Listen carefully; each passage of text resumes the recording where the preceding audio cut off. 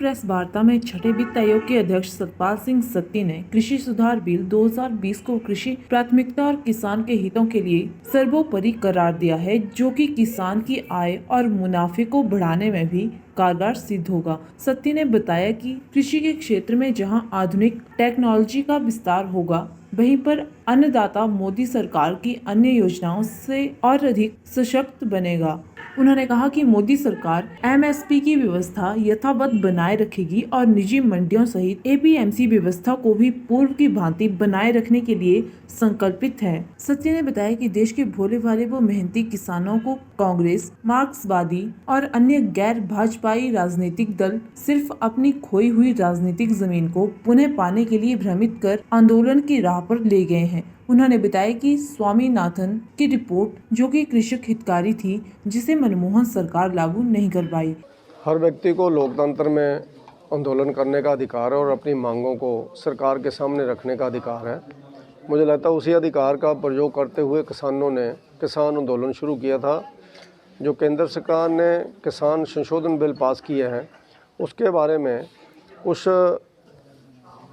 कमियां किसान नेताओं के ध्यान में आई, तो उन लोगों ने आंदोलन शुरू किया और आंदोलनकारियों के साथ केंद्र सरकार ने 5-6 बार सिटिंग भी की, कुछ बातचीत भी हुई, कुछ बातें मानी भी।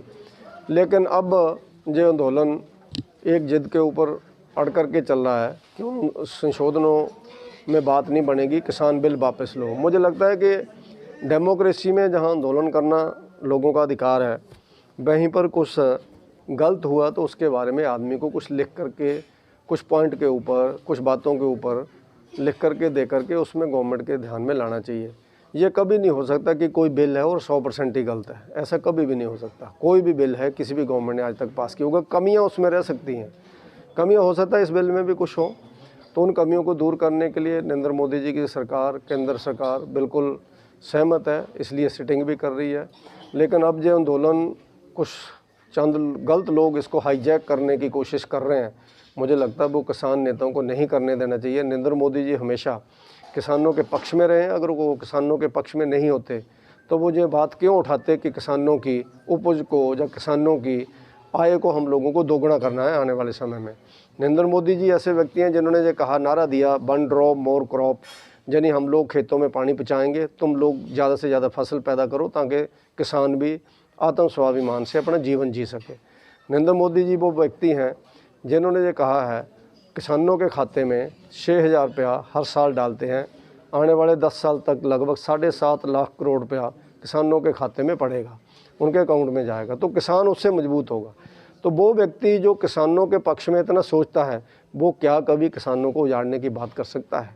कुछ गलतफहमियाँ ज़रूर हैं, वो हो सकती हैं किसी को। मुझे लगता है कि आने वाले समय में वो सिटिंग के साथ दूर की जा सकती हैं और आंदोलन का कुछ ना कुछ रुख लोकतांत्रिक ढंग से होगा तो मुझे लगता है हल निकलेगा।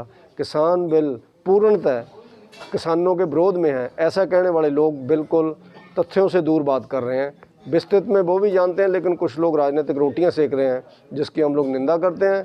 लेकिन किसानों की बात गवर्नमेंट मानने को तैयार है।